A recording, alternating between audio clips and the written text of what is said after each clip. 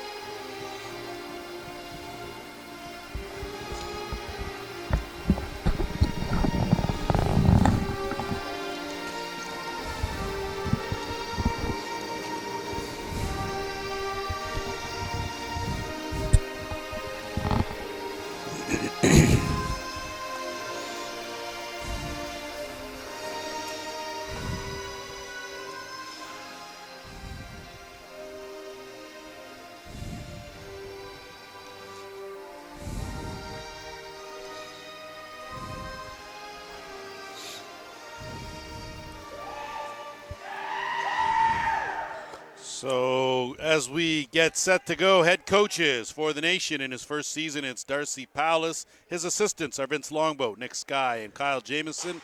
A familiar face on the Paris bench as Jamie Dubrick. In his 3rd season, he's at the helm. His assistant is Chris Driscoll. Today's officials, Roger Nurse is the crew chief. He's joined by Bob Hollingsworth and Dwayne Zeelenberg.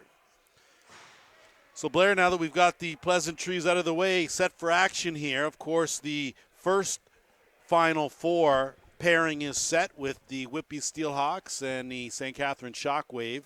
The winner of this, of course, will take on the winner of the Toronto-Oshawa game, and, of course, that goes tomorrow right here at the track. So we'll be set to go here with Steve Wisnick and Jamie McMahon set to do battle in the circle as the coaches get their final little pep talk about improving communication between the officials and the head coaches. I'm pretty sure you can improve on the words that you want to say to an official a lot of times when you're a coach. And listen, that's the last time I'm going to bring up the officials to you at all. Okay, we had some spirited discussion with the ending of last game being the clock run out for 25 seconds. Everyone's all okay over that, and we are good to go. Quarterfinal number 2. And off the draw, it's going to be the Riverwolves that are going to gain first possession. Like we said off the top, these two teams met 3 times this season, each game determined by 1 goal, including one of those in overtime. And things usually start in Paris with Dan Keene. Keene will swing it on over. They will go to work on the left side. Flip back, Spencer Pike, big underhand, stopped.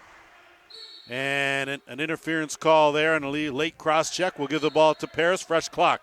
Give and go. That little shovel shot by Keene wide of the mark. Ball loose. Keene again wins that battle. So early on, Paris a little more aggressive. Eddie Renault, of course. Renault spent most of the season with the Monarchs. Joined the Riverwolves late, and he's been a welcome addition for Jamie Dubrick. And it's Spencer Pike that opens the scoring with that patented underhand. That's his first of the postseason, 39th of the season. And Paris will lead this one 1-0. And that's a situation where the goaltender had a beautiful look at that ball. Realistically, he just flat out missed it. It was a great shot. Underhand, wasn't a riser, stayed right on the same level. So, there was no level change on it for the goaltender. I really think that goal should have been stopped. Well, we'll see if Lazor can tighten things up. Nolan Clayton hasn't been tested yet, hasn't been a shot on goal that way. So Paris with the early momentum off the draw. It's the Wiz who wins it, sends it back. And the Nation now will have their first offensive possession. Pierce Abrams out there, and he's working with Wayne Van Every, Danton Miller. Keep an eye, too, when number 66 comes on, Vern Hill. Dump down low, backhand try wide of the mark. Picked up and off the post. So a golden opportunity for Tyler Brown, one of the team's leading scorers, and he came up with the iron. Dangerous pass from Van Every. Working over there is Travis Longboat. He's got Jamie McMahon all over him. Longboat comes away with it. Plenty of time on the shot clock. Swim over McMahon. Switch on the defense, and they'll have to move it. Tyler Brown, they keep it here. Sidearm shot. Good save right on the logo. And now Paris will lug it up, try to get it over the timeline.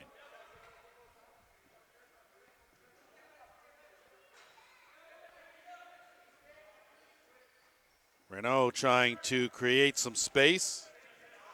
Back out, and a long shot from Keene wide of the mark, and it's going to be Chadwick. James Chadwick in transition. He's going to take it in. Goes to the top. Good save by Clayton. Scooped up, and it'll be Renault that will lug it up over the timeline with Vern Hill harassing him, and gets a hard shot off. Stopped, and the Nation now will counter.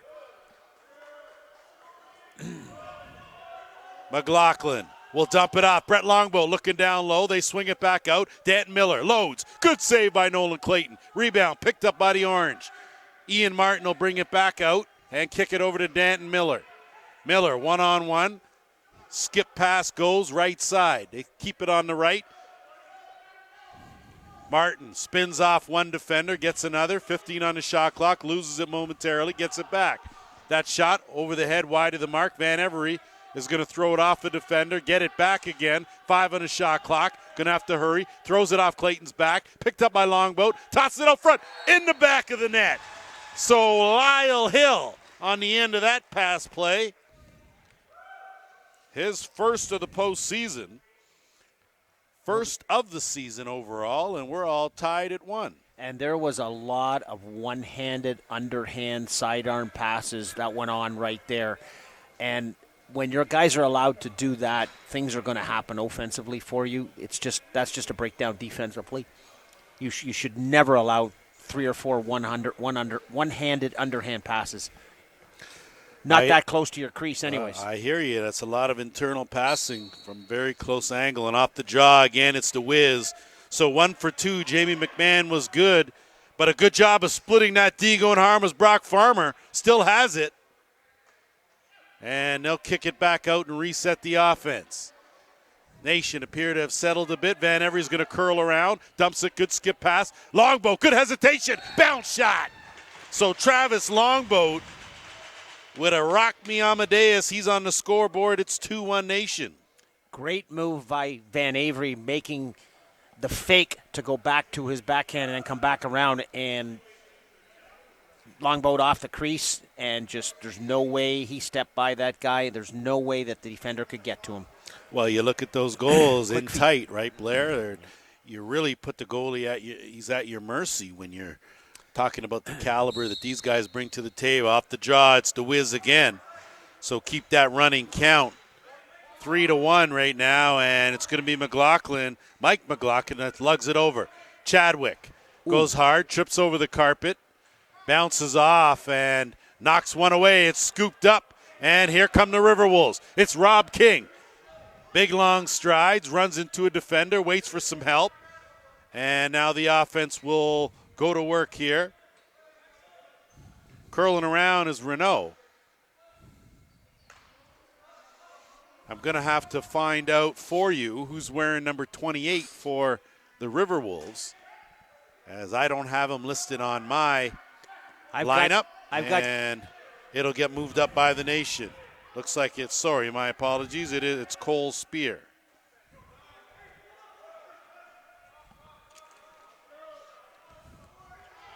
Martin will swing it across. Van Every gets it right back. Good quick passing. Move it around. That one gets hand under 10 on the shot clock. Abrams tries to dump that into Vern Hill, and he takes a hard check, and it'll be the Riverwolves that'll try to move it up. That pass is lofted over, and give 66 for the Orange credit there. He is the master thief of the Arena Lacrosse League, and you put anything by him, he'll pick that off. Well, Thomas Whitty kind of faked that he was going to go, and I guess the passer didn't see that, and once he stopped, it was just a free ball. Van Every, good skip pass. Longboat, Travis Longboat feeling it, his second of the game. And it's 3-1. And even that shot actually went off the body of Nolan Clayton and into the net. What that tells me is Clayton's not getting square on the long shots, and it's he's got his body angled, which is allowing the ball to go off his body and into the net. But still, they've got to close that distance. They can't let these guys get those shots from that far out. Got to shut it down. Back at it again one more time, and it's the Wiz doing his thing on the carpet, but it's the Riverwolves that scoop it up, and they'll have possession in the offensive end. Marcus Minicello gets a screen from McMahon. McMahon will get it back and swing it across. Pike again fakes a shot, gets to McMahon. McMahon, quick shot, stopped by Lazor. Rebound, scooped up, looking down low and tight. Lazor again, another big save. So a golden opportunity for Ed Renault, and the Riverwolves do a good job to get that back. Minicello working both ends of the carpet, and he'll get it to Keene.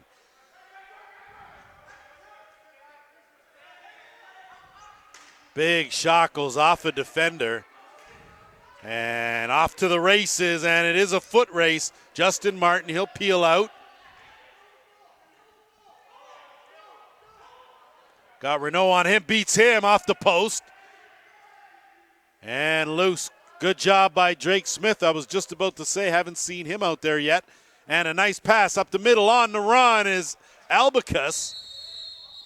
And that's going to take us to our officials' timeout.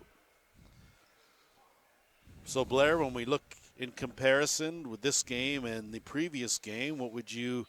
Right now, this game's a lot quicker. It's more up and down. The Snipers are doing a great job on the faceoffs right now. I mean, they've controlled 3 out of 5 faceoffs, and realistically, the last one, they controlled it, but nobody picked up the loose ball. That is a key stat that is, I mean, anytime you can score a goal, get the ball back off of a faceoff, I mean, that's a bonus for you. But I think the one thing I think that the Riverwolves have to do is they've got to tighten up defensively. They're like I said, they're not closing the gaps to people, and they got to do it or they're going to get killed from the outside. These guys are too good as shooters. You're right about that, and of course, we just want to recognize the Humboldt team and their memorial that's happening right now. I want to thank our producers for bringing that to our attention, but certainly a tragedy there that happened a year ago, and anyone that has any involvement in sports or has kids or anything along those lines, you got to feel for that. So, and if you aren't aware of that and you're involved in sports, I don't know what planet you've been living on or what cave you're in. So back to action. You talk about the flow of this game as Clayton looking to air that out, little too far, and it's going to be Sam Bradman in there, but it's going to go right to Lazor. Bradman will take the outlet, and the Snipers now will move it over the timeline. Danton Miller. If you're waiting for the Nation to get into a set offense, good luck.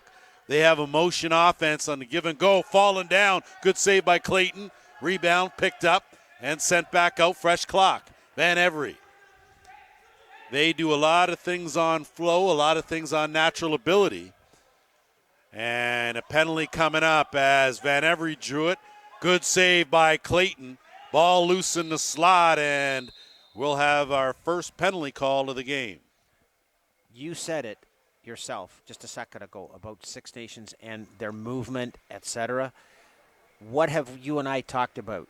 What is the game of lacrosse? It's basketball played on a hockey rink with a stick, and they run it like a basketball offense. Constant movement. If the ball's not going, the players are. You're going to win a lot of games and defeat a lot of people with that. Well, you know what? I used to always say when I was coaching it, I thought that a motion offense was the best offense with options because the defense is definitely not going to know what you're going to do. So The Nation has taken that to another level as you see that shot off the rafters, possession now to the Riverwolves.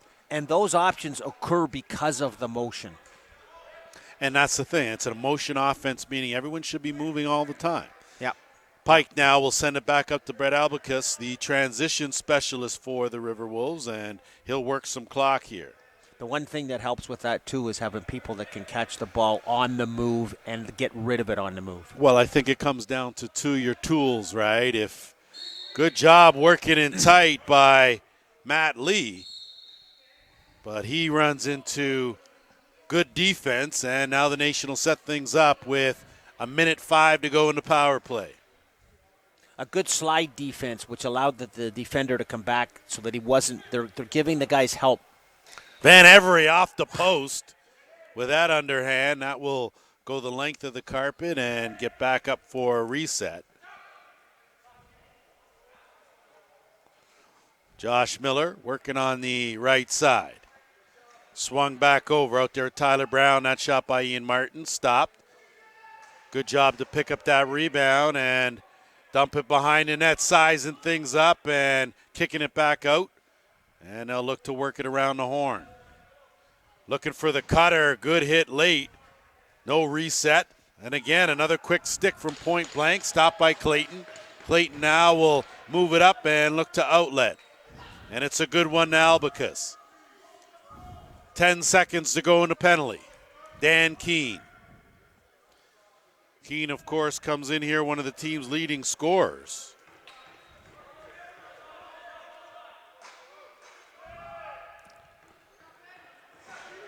Teams now back at full strength. Keene turns the corner, has a defender on him, gets that sidearm wide of the mark. It's going to go up into the Nation bench. Possession is going to go to the Orange, and a little too quick on the inbounds play.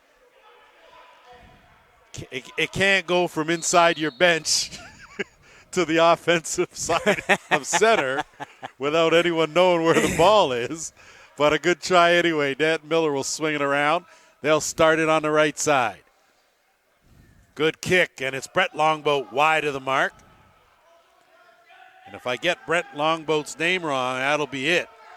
So I got to make sure. Drake Smith working in transition bound, looking at corner. Good save by Lazor. Nation pick it up and move it up quick. Dan Miller can't haul it down, so Clayton will get it. And he'll need some assistance. They're going to have to hurry, only have a couple seconds, and they managed to flip it just in time. So a good job, and it's Renault. Josh Medeiros out there with Drake Smith. And Cole Spear. Spear on the roll, on the screen and roll, wide of the mark. Rebound, picked up. Renault, hesitation, too much on that screen. And it'll be the Nation ball. We're under 5 minutes to go here, opening quarter. Winner of this game will meet the winner of the game tomorrow. Quarterfinal number 3 between the Toronto Monarchs and the Oshawa Outlaws. Swinging around, back to the left side. Van Every bounce shot. Clayton didn't see it. Scooped up off the crease. Battling back there and working hard is Wisnik.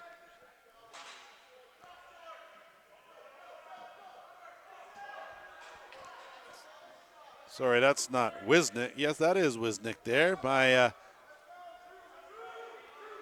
My bad, or was I thinking Jonah Beam? Either way, Lee looking for a screen. Gets it out to the trailer coming in, and it's Renault. Renault looking down low, back to Lee.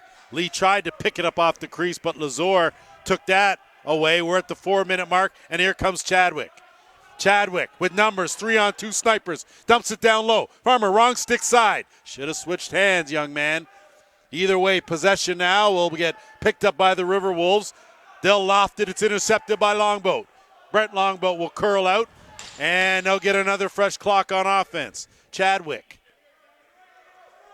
Good hesitation looking for Miller. Danton Miller will pick up the rebound.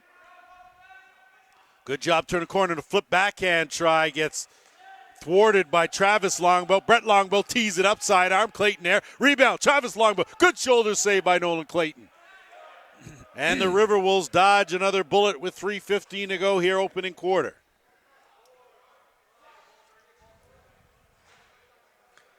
I'm not sure about you, but it sure seems to me like this quarter is going a lot faster than the ones from the other game. I think it's when you talk about flow, Blair, and that's what it's about. Taking it hard, Medeiros, and Medeiros. The question is, it is a goal, and it is. So Josh Medeiros closes the gap with his first of the postseason, 14th of the season, and we've got ourselves a 3-2 game. And if he hadn't put it in, they would have been going to the power play. I'm pretty sure that was going to be a holding call.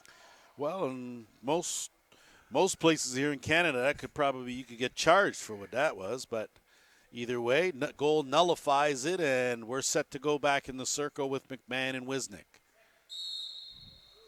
This time it's McMahon scoops that up, and a high screen set. Wisnik all over McMahon. McMahon drops the stick, picks it up, and gets it over to Albicus. Good job by the veteran Jamie McMahon. You just saw his brother Cody, and the Steelhawks advance to the all Final Four next week. Big shot by Renault, wide of the mark, picked up by Keene. Keene turns the corner, looking for something. Skip pass, Spencer Pike, underhand, stopped by Lazor. 2:20 to go here in the first. Outlet goes to Bradman. Bradman will teeter on the line and get it over. And it's Tyler Brown. He'll send it over, and it's Josh Miller. Miller gets a screen on the roll. Coming off, and it's a beautiful execution on the offensive end. Tyler Brown puts the finishing touches on it. His first, and in a blink of an eye, it's 4-2. And he did an absolute great job on selling the shot that he was going to go to the short side, and he ended up going back to the long side. Just got the goalie moving the wrong way and put it back the other way. And you can't change movement once you've started as a goaltender. And that's one of the things. You go back to the actual overhand, and that's what you saw there. And it's awfully tough and indefensible, as that will take us to, I thought it was going to go to an official's timeout, but it looks right now they called a violation off the draw on Rob King. And that will take us to our official's timeout. The one thing they have definitely been been signaling is it's 100% going to be Six Nations ball. 100%. Well, that's good. I wouldn't want to worry about any kind of percentage, Blair. 100% is pretty good. Just a reminder, quarterfinal number 3 tomorrow, 2 p.m. Right here at the track here in Oakville. And that, of course, is the Oshawa Outlaws and the Toronto Monarchs. The winner will play the winner of this game. So we just got some corrections on some numbers. Thank you very much.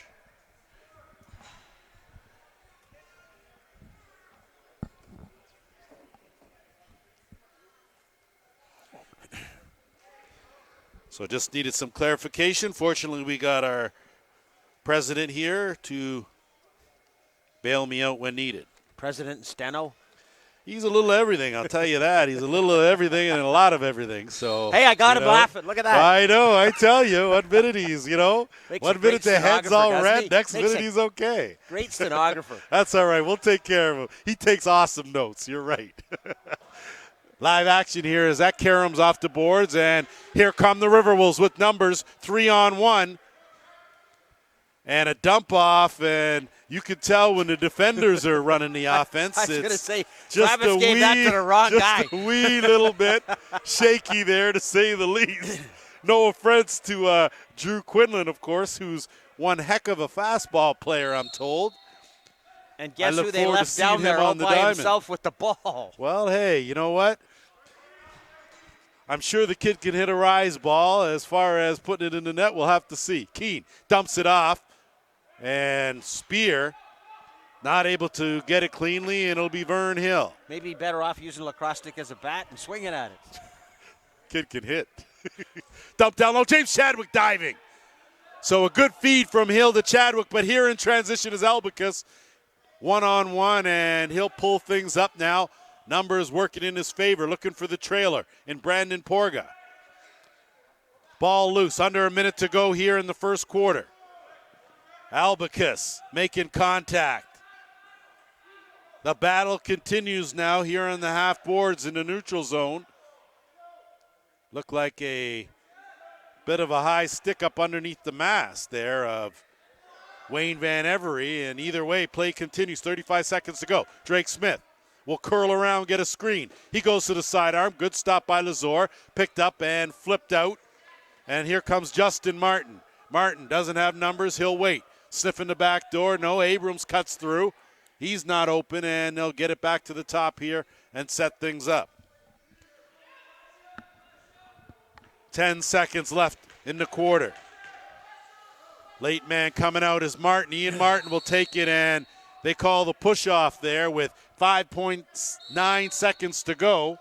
And that'll just get shot down and bouncing wide. We have played a quarter here. 15 minutes. Been a very entertaining 15 minutes, and it's 4-2 in favor of the nation. It seems like it's been a quick 15 minutes, but I know it's been that. But no, you're right. It was a very, very good back and forth quarter. Both teams running, both teams moving.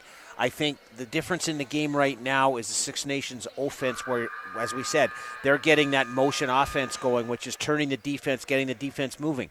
The other end of the floor, Paris isn't doing that. They're basically flat-footed on offense. And unless they start getting some movement, I mean, defender, you can stand there all day long if a guy doesn't want to move.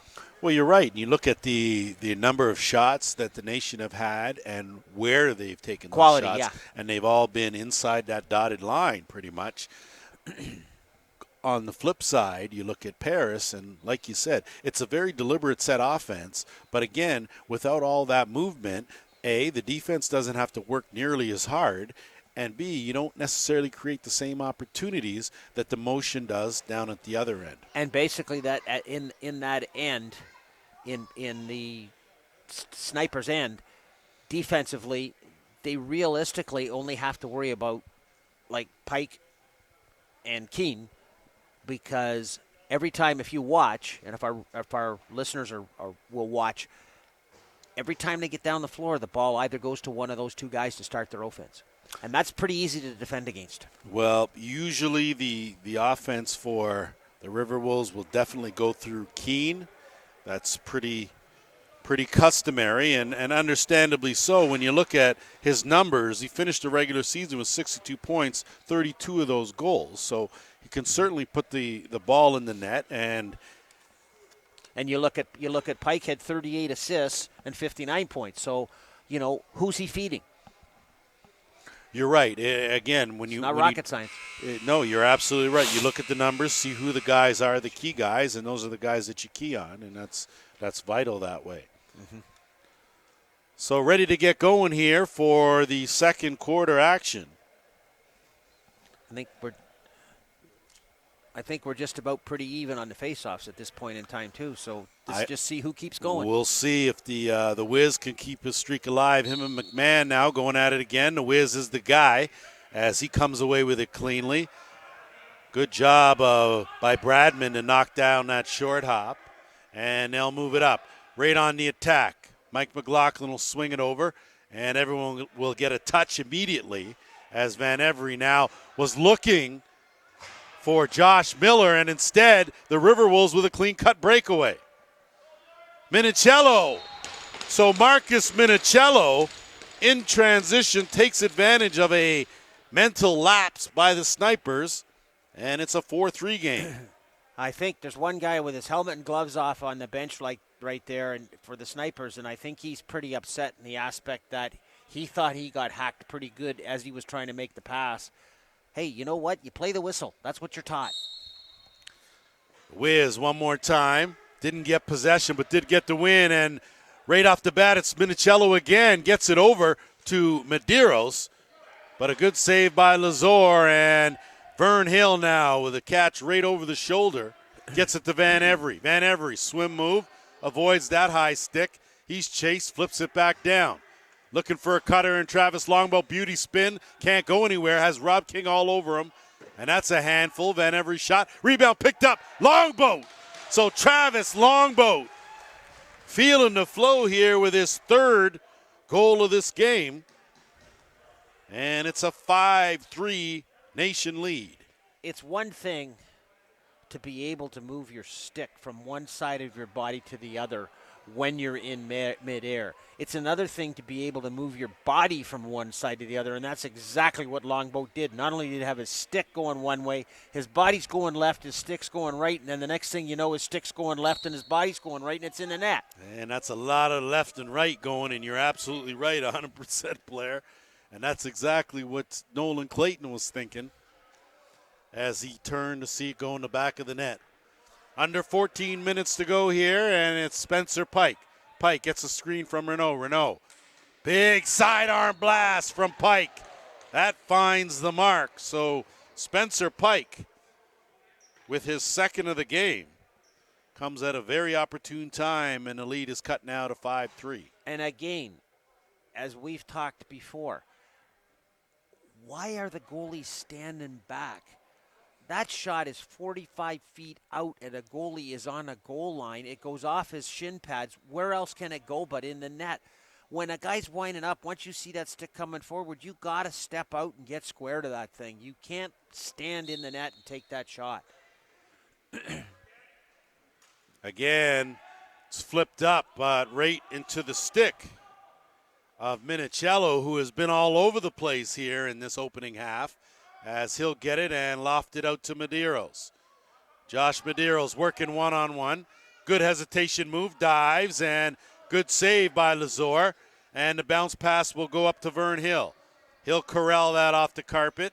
High step it, working wrong stick side, but he really has no wrong stick, as he'll switch and curl around, work the left, and look for an opening. Has McMahon on him, dump pass to Longboat. Clayton intercepts that, and away come Jonah Beam and the Riverwolves. Beam looking for an opening. He'll kick it back, and Keene will think better of it, curl out. He gets it to Renault. Renault now will dump it to Pike. Pike swinging across, wide open shot. Keene wide of the mark. Good job by Renault, and Renault, that one sneaks behind Lazor. So Ed Renault picks up his first of the postseason. And once again, please excuse me there, I got a bit of a head cold, but once again, off the shin pads in the net again. You got to get out. And, I mean, somehow you've got to get help controlling rebounds. That just wasn't done right there. Eddie Renault with his 25th goal of this Arena Lacrosse League season. First of the extra season. And the Wiz one more time controls the draw.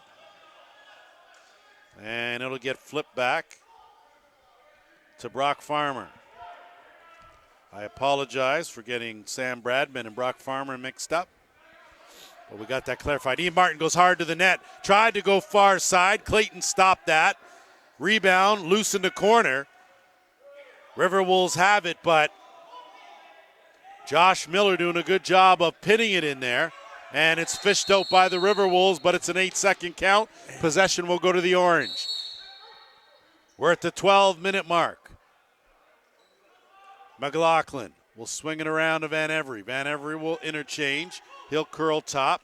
And that shot from Josh Miller is blocked. And possession will stay right here. Cutting Van Every tried that tricky shot, sneaking at 5-hole. Clayton closed that up and looks for the outlet to Drake Smith on the money.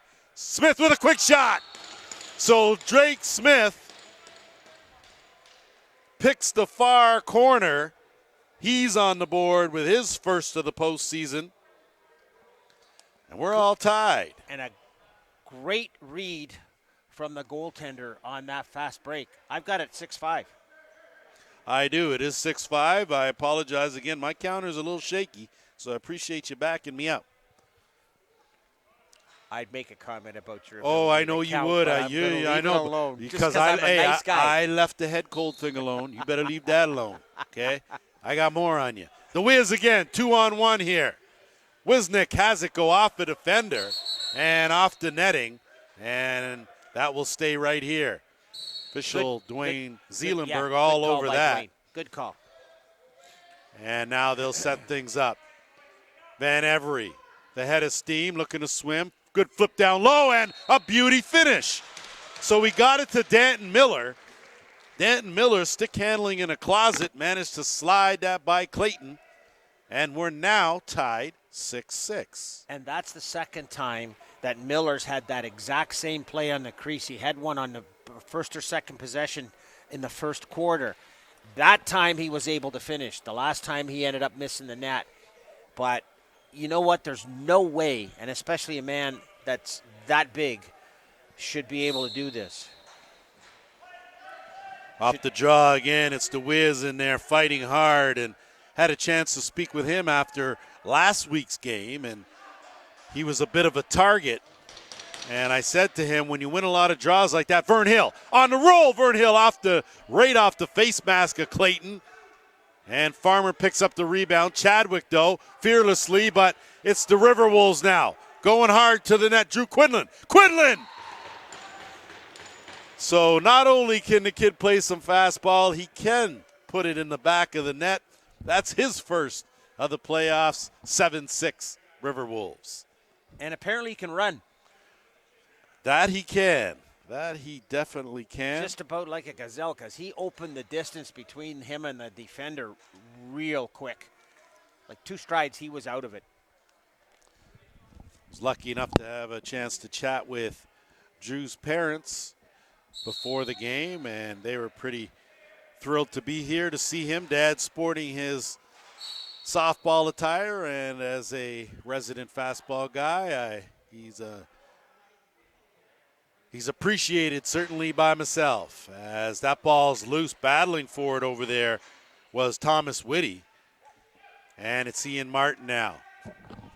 Looking for Van Every, tough angle, looking for Longboat, but that pass will go awry. Shot clock under 10. It's scooped up, and the Riverwolves now will move it up in transition. Rob King. Rob King's had himself a solid season here in the Arena Lacrosse League. Been much more disciplined this time around and much more focused, and a pleasure to watch as the give and go and that quick shot by Renault goes off the post, and possession will stay right here with 10:05 to go here in the second.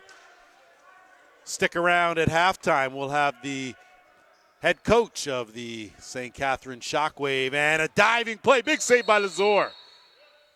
And that will take us to our officials' timeout.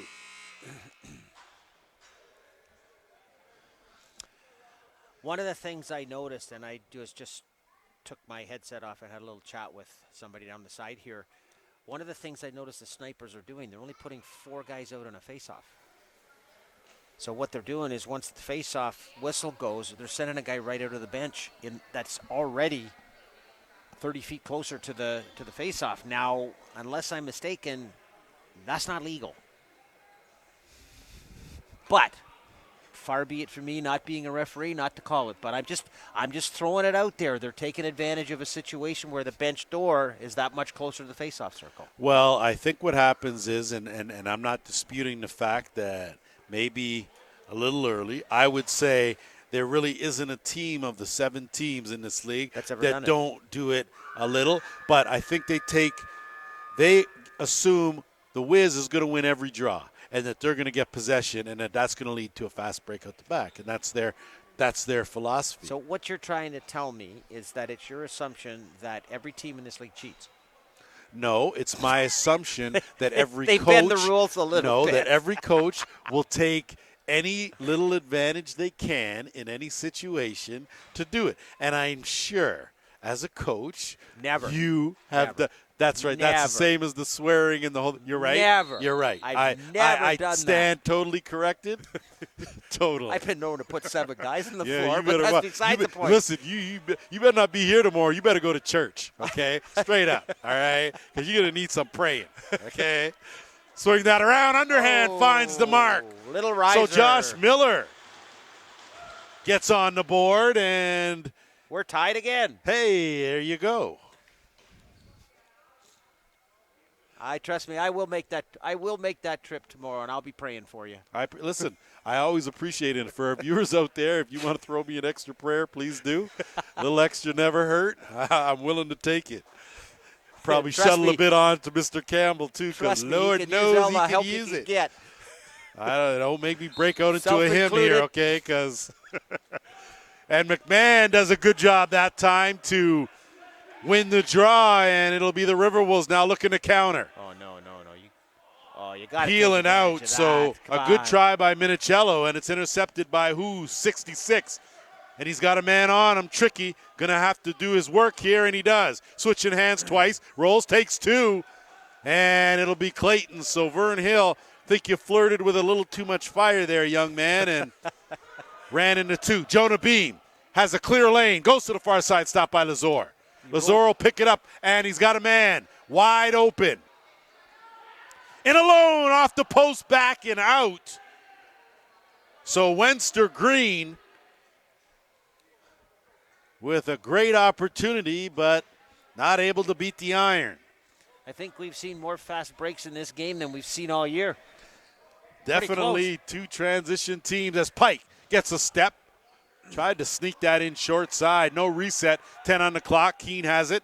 Gets it over. And it's Renault. Renault tried the switch over and found nothing but carpet and metal in the sidings as it goes out of play, and possession will go to the Snipers.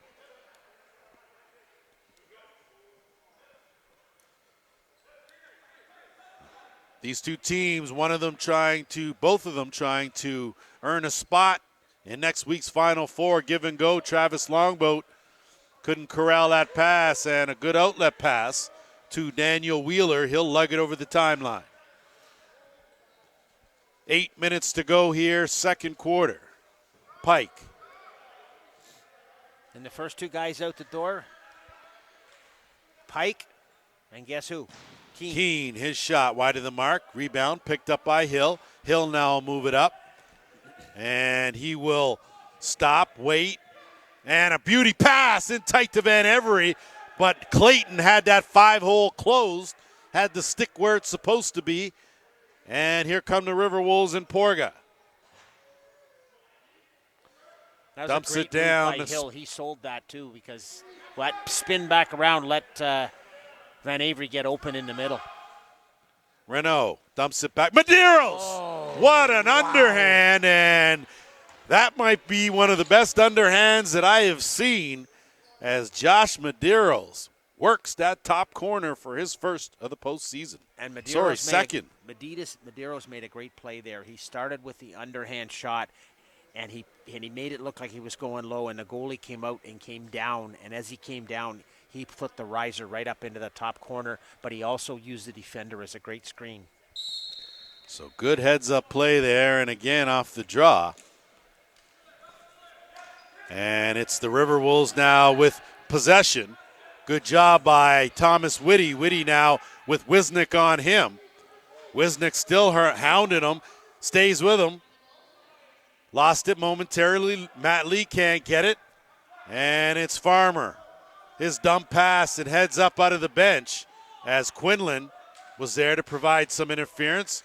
That gets taken off a beam, picked up by the snipers in Van Every, and he'll dump it down in close. Shot stopped by Clayton. Rebound picked up and trying to ricochet it off the back of his pad. It's up in his equipment, I think. And sneaked that one in was Tyler Brown. But Clayton managed to pirouette just enough to keep it out. 6.5 to go. Matt Lee.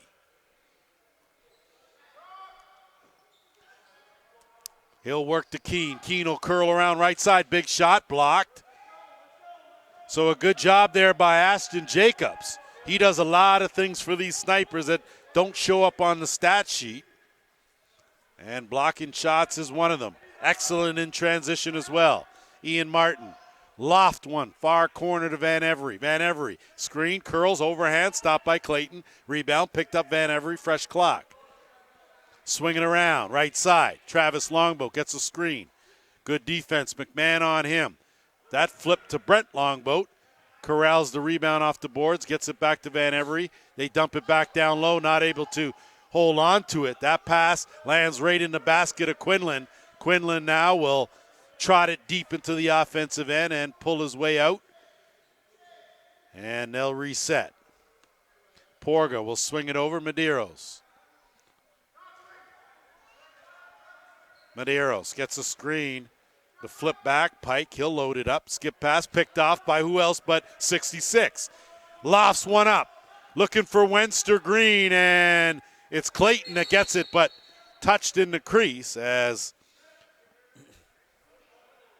Sam Bradman thought he had himself a gift, and it'll be Lee to move it up to Pike. 5 minutes to go here, opening half. Pike couldn't get it off. High stick there. Looks like they're going to have themselves a power play, and it's going to be Pierce Abrams, the guilty party. He is going to go 2 minutes for high stick. Yep.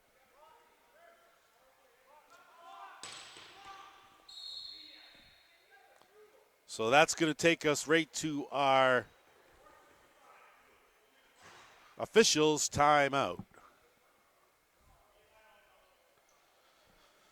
So when you look at the path, Blair, that these two teams have to the potential final, which of course goes next Sunday at the ILA. So to get to the Final Four, you have the winner of this game will take on the winner of the Oshawa-Toronto game, which you got to figure is a much easier road than having to play either. Yeah, well, you know what I'm saying. Yeah, as opposed to playing the top seed in the Shockwave, right? There's no easy road. Doesn't matter which way you go. The thing about this league is any team can beat any other team on any given night, and you got a one-game winner-take-all situation. And you know what? Personally, I don't know whether I like that situation or not. I never like having to go one-game sudden death. Well, we saw the number 7 seed take out the number 2 seed. Yeah, and justifiably, they deserved it. I would not disagree with you at all on totally that. Outplayed them in the second half. So it'll be interesting to see here how these two teams. So looking back, first meeting between these two, 17-16 in favor of Paris. No, sorry, let me rephrase that. First game, first meeting, 13-12, Paris won. Then Paris in overtime, 11-10. And then the Nation beat Paris 17-16. So What that tells me is that you don't want to get into a high-scoring game with Six Nations because Probably they have not, the tools. as the Riverwolves now will go to work with their first power play of the game. They've got Renault out there with Pike on the left side. Keene is your quarterback with Matt Lee. And Lee driving in. So that's the way you diagrammed it if you're Jamie Dubrick and Chris Driscoll. Give them both credit. Lee with the finish. And once again, it's a one-goal lead. There was a great situation where a double pick was set up, one on the crease man, one on the top guy on the box, and they had no way of getting into that. No way whatsoever. Could they stop Lee once he got the ball? Neither one of the guys on the offside could get to him. He did a great job burying it in the far side. So a 2-goal lead for the Riverwolves, but here come the Nation, and trying to go wrong stick side, sticking it short side was Justin Martin, and off to the races is Medeiros. Medeiros has no one a good layback to hit Thomas Whitty in stride. Medeiros will get it back. They'll set things up. And once again, Vern Hill almost picked off another one as it went off the netting. Possession stays here, and they'll kickstart things on the right side, swing it over to the left. Medeiros can't find an opening, gets it back out to Renault. Renault just missed that far corner. Didn't touch anyone, and heads up, Vern Hill's off to the races. He's going to get a shot away here. And I'm not quite sure why. Over and back. Yes, I know it was an over and back call. I thought if a guy had a chance to get it, though, you would allow it. Either way, Travis Longbow, good hesitation, gets it back down. No, look, beautiful. But Nolan Clayton stood his ground, made the save, and here comes Renault. Looking out the back door, finds Spear. Bounce pass trickles in by Lazor. So you talk about a turn of events. You get a chance down here, almost a golden opportunity. Whistle gets blown down, then you look at the other end, they come back down and score. That's sometimes the way the pendulum swings. And again, it was a great seeing eye pass on the defense from the long pass. And I think it was into Whitty that put that in, wasn't he? Spear. Cole Spear put that in, yeah, I believe. But it was he did a great job taking the pass because it was like really feathered in between there. So Wisnik won the draw, lost his stick in the process, and Rob King comes away with it. 3 minutes to go here. And it'll be Matt Lee that'll get it and swing it out to Pike. Pike will work over left side, Medeiros. Medeiros will catch Keene, and Lazor caught napping on that one. Keene finally hits the board. But again, how is the goal scored? Movement. The more you move, the more the defense can't stand still. The more the defense can't stand still, somebody's going to get open.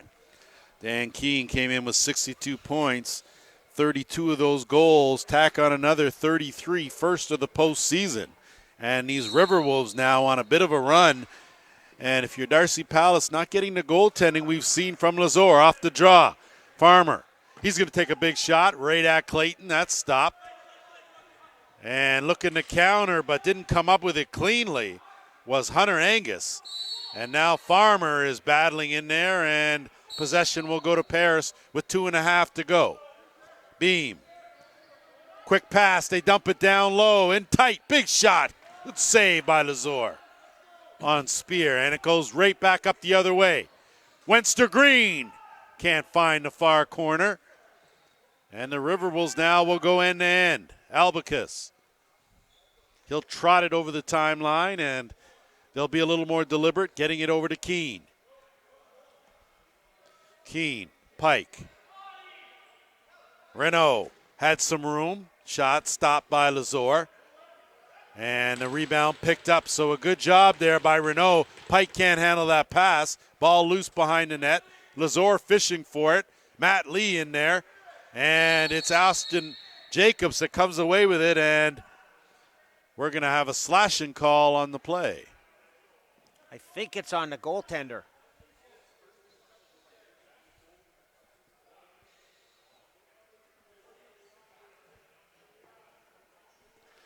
It's definitely a slashing call. Question will be who is the guilty party. And yeah, it's definitely the goaltender because there's the in-home going in. Yep, so Brent Longboat will spend 2 minutes in the box. Riverwolves will get their second power play of this game. They're 1 for 1. And we've got a minute to open it a 5-goal lead. We've got a minute 46 to go here in the half. Renault out there with Pike left side. Of course, you've got Keane at the top. Lee on the other side with Spear. Lee, sidearm, didn't get through cleanly, and Lazor made that save, and he lofts that one up. Looking for someone to head for that back door. Didn't get it with a minute 20 to go here. Keane. Expect Paris to be very deliberate, leading by 4 goals. Pike looking for a cutter and Keane. Keane tried to backhand on the, while falling down. No reset, 10 on the shot clock. Lee, good backhand pass, sized up. So Cole Spear with his second of the game, second power play marker for the Riverwolves, and they lead this one 12-7. Less than a minute to go, 5-goal lead. I mean, right now, the Six Nations is not the same team that started this game in the first 5 minutes. They're, once again, ebbs and flows, but they're standing around. They're really not doing anything. Yep, and you got to figure, too, I mean, 2 power play goals. Talk about a team capitalizing on their opportunities, and you got to stay out of the box as we're under a minute to go here in the half. Off the draw, Riverwolves will come away with it. Albicus, quick shot, stopped by Lazor. Rebound, up, down by Medeiros, and off the netting. So it'll be Bradman now that'll move it up, and it's Van Every and the Snipers with 40 seconds to go. Van Every, wrong stick side, has Albicus on him. Swim move once, curling around, looking for someone, continues left side. Van Every takes another defender, looking for the roll, dumps it back off. It's a good one. Danton Miller stopped, though. Rebound picked up. Looking around, back out Van Every, and an interference call. And things getting a little heated here as Ian Martin took exception to something. Van Every's taken exception, and discipline needs to play a big role here as we've got 18.6 seconds remaining in this second quarter, and good job by the officials to get in there quickly and cool things off, as I'm not quite sure where Nolan Clayton's going with 18 seconds left, but Jake Lazor appears to be heading, and it looks like timeout called by the Nation. And Ashton Jacobs. 18 or 9's going in there for Six Nations. I'm not sure why Ashton Jacobs, maybe he needs his equipment repaired or something. He's headed to the locker room. I'm pretty sure he wasn't involved in that melee.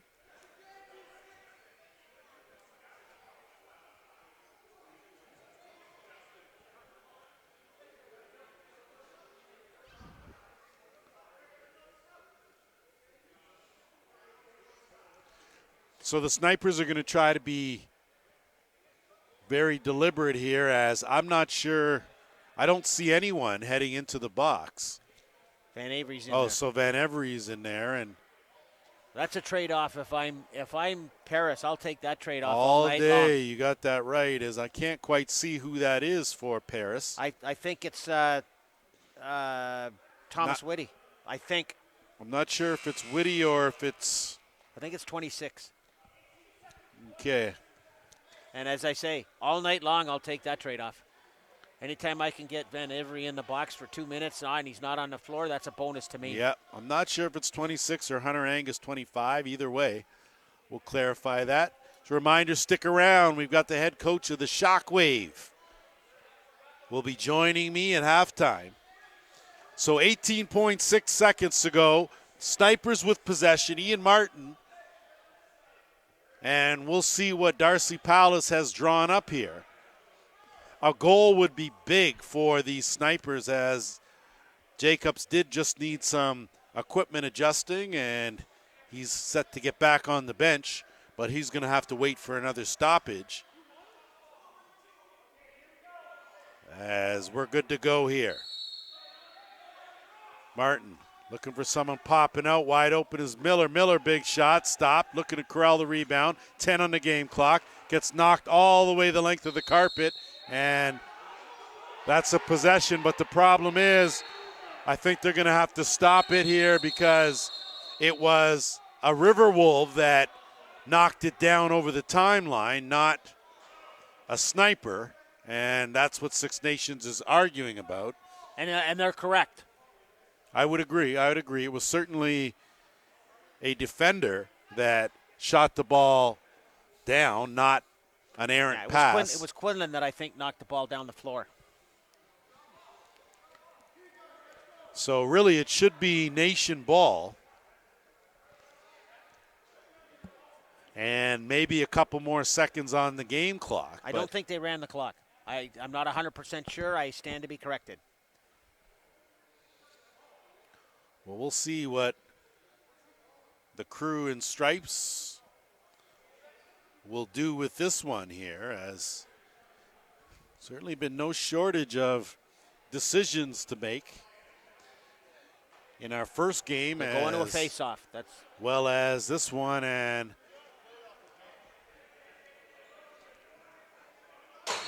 Snipers, of course, as it will be a draw ball, felt that they've been shorted on the officiating end a couple times this season, cost them a couple games. Possibility they could be right.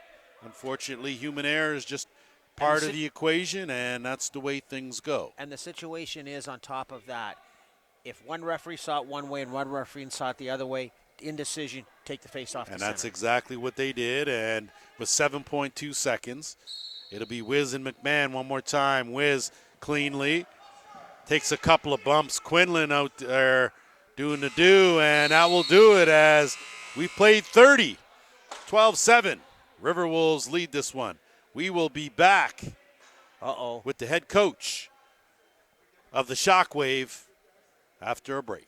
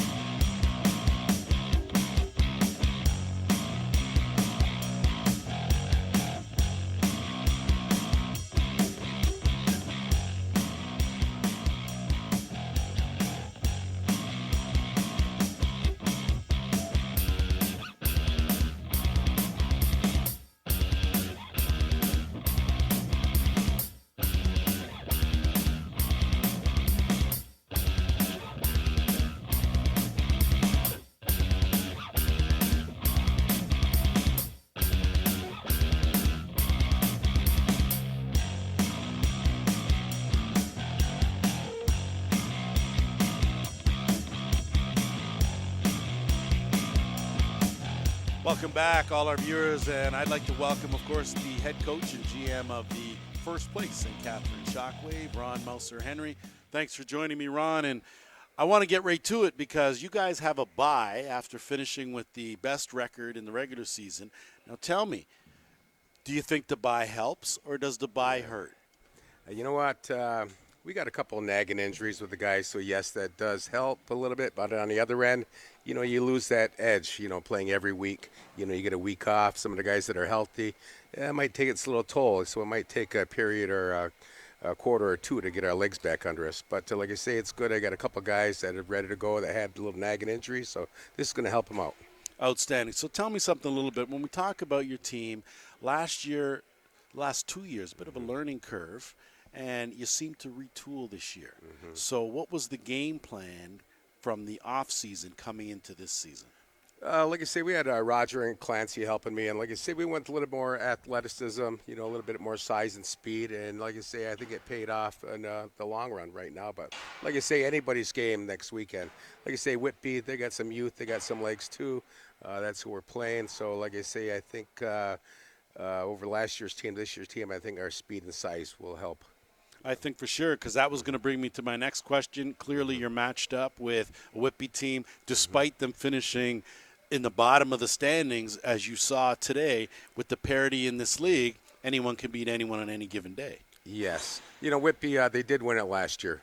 Like I say, with a few guys coming back, I've seen on their roster that only played a couple games, but they're back in. Great coaching, goaltending. They got, like you say, good youth. Austin Murphy, a fantastic guy. Plays off the wing hard. We're going to pay attention to him. And probably that's the biggest guy we're going to, let it be known, because they're reading it, they're watching this too. So. That's just smart coaching. The kid reeled off 5 straight goals. I think you certainly have to put him on the radar. Now, tell me something, because you guys, and I won't say cruise through the season, even though you only lost 1 game, you had some hard-fought games in there. Do you think that having that record helped you guys throughout? You know what? A couple of games we had to come from behind. I think 2 games we were down by 5, at half, and, battled back. Like I say, with our goaltending, like I say, kudos to Goa Abrams. He got caught up by Philly. But if you look at our goaltending, we got Chase Martin, Grant Crowley, and Craig Seneca. We've been rolling the goalies playing them a half. It keeps them fresh. And, we still don't know who we're going to start. We'll talk that over with Roger and Clancy. And like I say, whether we're going to go halves again or if we're going to put in a goalie for the whole game, that's up in the air yet. We're going to weigh our options. Well, it's good, because I was definitely going to ask you. You guys have been the only ones that do goaltending by committee. You guys have done that all season. I mean, my recommendation is, if it ain't broke, don't fix it. Yes. But you look at your 3 goaltenders, their goals against, outstanding. And like you said, these guys come in. Now, it makes it hard for us to pick a star, because one guy comes in, has a great half, another guy comes in, has another great half. Problem is their records are all pretty similar. Yes. So it's hard that way, but that's got to be a good problem for you to have. You know what? We have a great tandem, and like I say, there's no egos on the goaltending side. They're here to win. They're here to support each other, and whatever decisions that we make, myself or Roger and Clancy, they buy right in, and they're up for the task. Last question, how important is it to have some veteran leadership? You picked up Lane Smith in the offseason. I think he's been very good for you. You've got a guy like a Chris Atwood who, with him, you take the good with the bad, right? Because he's an outstanding offensive player, but sometimes we know the fuse is a little short. So is it good to have that veteran presence there to kind of give guys a way to ease into things and treat certain situations a different way? Yeah, we were just looking at some pictures when we won the Creators Cup with the Ironmen. We had Chris on that team. He's been out of the loop a little bit. He's back in. We picked him up last year late from Peterborough. And like I say, he's got a great attitude this year. And like I say, he started late. And like I say, I think he might have been number 3 in scoring, but number 1 in goals. He's back. Like I say, I think when it comes down to the nitty-gritty next week, you know what? I think he's going to play a 2-way game, where we need him. Same with the other old guys, We're going to need him back to get back to stop Whitby's transition. I think our old guys are up to the task. We got, like I say, Anthony Patterson will be back, and Josh Becker. Those are going to be a key to our offensive. Like I say, they haven't played in the last probably 5 games. So, I'm looking forward to it. Well, I look forward to seeing your whole lineup out there. I look forward to seeing you guys Final Four weekend at the ILA next Saturday, when you guys will be back in action against the Whitby Steelhawks. Ron Musser, Henry, thanks for joining me. Right on, Lance. Guys, we'll be back with the second half. Right on. Enjoyed it.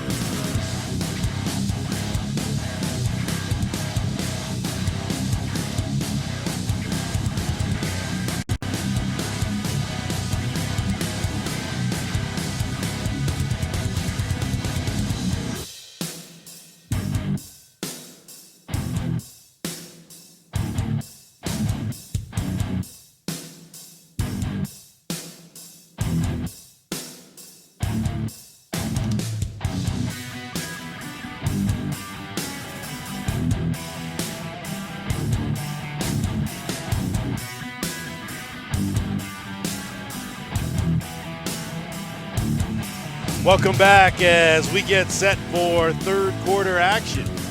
The Riverwolves with a surge. They trailed 4-2 after one and now lead this one 12-7. So a 10-goal outburst in the second quarter has given them the momentum here. And as we kick things off in the third, Coincidental Miners will remain in the penalty box. And off the draw again, it's the Wiz doing his thing. Steve Wisnick runs into all kinds of trouble, takes a hard hit, ball loose. Jonah Beam in there digging for it, as is Wisnick, and the Snipers had it momentarily, and now they get it out. Quick shot and stopped by Clayton. So wasting no time was Tyler Brown, and it's Travis Longboat now that has possession. He'll get it out to Brent Longboat, swinging around to Josh Miller. Longboat off the post. Zellweger almost got a second one. Zellenberger almost got a second one there. Zeelenberger's got to be dodging those balls all day. That ball loose. Beam falls on the carpet. Picked up. Plenty of time on the shot clock. Worked around. Longboat over to Miller. Miller's shot. That's wide of the mark. That's going to go deep and not able to corral it was Tyler Brown. That will go the length of the carpet. It'll be possession to the Riverwolves deep in the offensive end. One thing that's been a history with Six Nations teams that I've noticed is if they get down in a game, all of a sudden they'll revert back to shooting outside and forget their motion offense. They got to get back to it. Well, I've seen this team down by 5 and fight their way back to win by 1, so we'll see what unfolds here as Vern Hill will take the outlet pass and move it up over the timeline. Nation with numbers. Vern Hill, shot, 5-hole, stopped by Clayton. Rebound, laying on the carpet. Hill picks it up, avoids a check. He'll curl out and look to reset the offense. Fresh clock for the Snipers. I don't know about you, Lance, but I have a feeling this game's going to get a little bit rougher. Well, it was rough early. We'll certainly see as quick shot stopped by Clayton. So a good job to get that one off by Lyle Hill, but Nolan Clayton has been up to the task here after a shaky start, and he's going to have to hurry to get it over the timeline as they do not. Yes, sir. 8-second count here in the all, same as the NLL. Quickly down to Danton Miller. Miller's shot stopped by Clayton. Ball loose in the slot. Picked up by Travis Longboat. Thought better. The shot curls out, goes back around, bounces back out again. Looks for an opening. He'll kick it back to the top to Miller. Miller swings it around to Miller. Back to Miller. And his shot wide of the mark. That'll go over the timeline. Boy, Miller's all over the floor. Miller is everywhere you look. Blink an eye. I wonder if it's Miller Light. I don't know. Could be just regular Miller. You never know. Okay. Could be or ultra. could be both. Could be both. Never know. Either way. Brandon Porga now will set things up as the Riverwolves with their first offensive possession of the half. Spencer Pike. And his pass goes awry, picked up by Brock Farmer, and he'll move it up. Mike McLaughlin. He'll flip it to Justin Martin. Martin will get it back out and get it back. First step, takes a high hit, and Ian Martin, and I'm not sure who, but an interference call coughed up, and great save by Clayton. Ball loose, and back in the call, so good heads-up play by Justin Martin as they forced the turnover on Clayton, and Clayton was lucky enough to make a diving save to keep that ball out of the net. Ball loose again in the dotted circle area, and the Riverwolves now will get it over the timeline and move it up. Travis Burton with a shot. That goes into the rafters. They say it was tipped. So It went off of the goaltender. So off the goaltender. Possession will stay right here with just under 11 minutes to go, third quarter. Matt Lee. Good burst of speed, but had his stick check, tried to jump up and put it over the shoulder of Lazor. Not able to do it. Now it's Ashton Jacobs with the flip to Bradman. Sam Bradman. Sorry, not Bradman. That's James Chadwick. Chadwick always has a head of steam going. Curls out, loses the ball, and it's taken away from him by Minicello. Minicello will move it up. And Paris now will go to work on offense. Leading 12-7.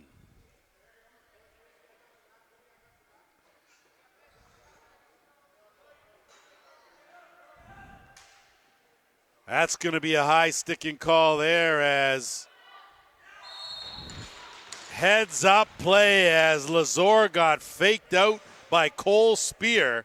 Spear with his third of the game.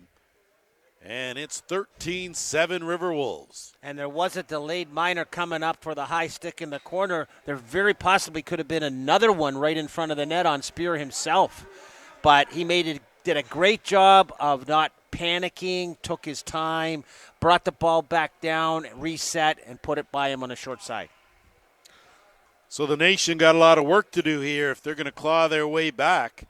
But the similarities between this game and the previous three meetings are a little eerie. As off the draw, it's the Wiz. Wiz can't control it. Gets some help, though, by Van Every. Van Every will settle it down here. And important here to get something going here, whether it be a good opportunity. Van Every swing it over. Travis Longboat dumps it off. Danton Miller spins off a check, goes hard to the net. Runs out of real estate, crease the call. Possession will go the other way.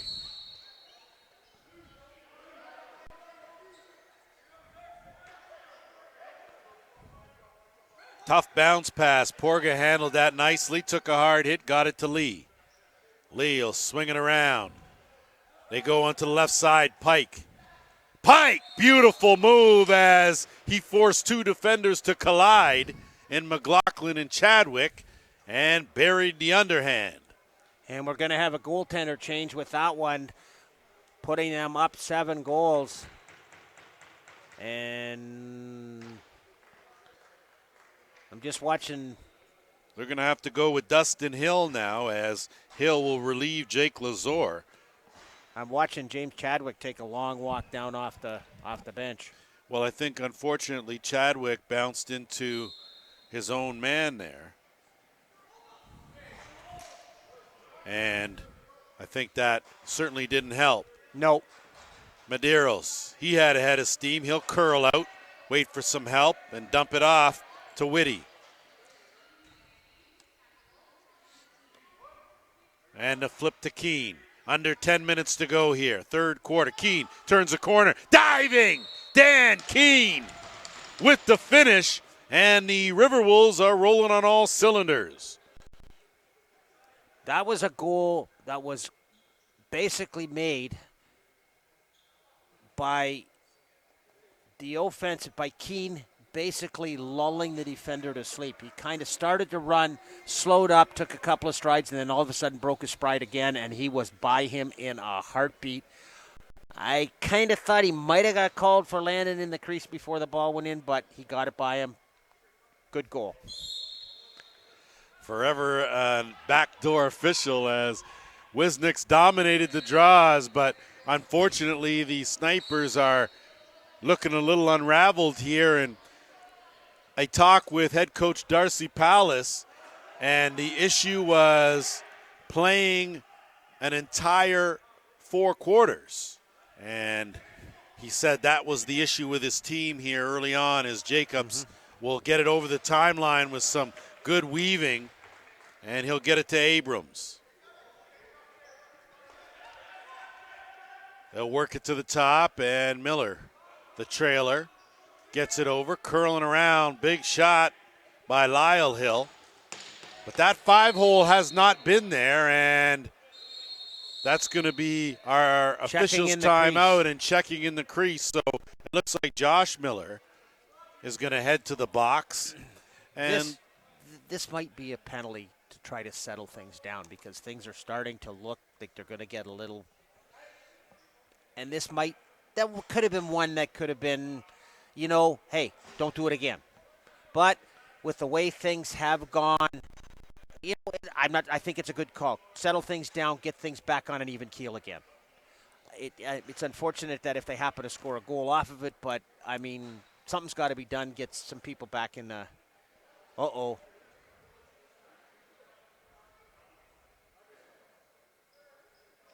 So I'm not sure what occurred there because Wayne Van Every is going as well. So clearly he had too much to say. I thought it was a legit penalty. You touch the goalie's stick, he's in the crease. So it's an automatic penalty for checking in the crease. I think I saw the referee put up 4 minutes for the Snipers. So they might have been 2 over here and 4 on this side, which may necessitate the second guy going in. Well, it looks like Matt Lee's in the box for the Riverwolves, and it will be a 5-on-4 power play situation. 2 for 2 on the power play are the Riverwolves here in this game, and they will go back to work. There's no penalty up on the clock. They got to get it up. As I'm sure they're working as fast as they can over there in the penalty box, and they are.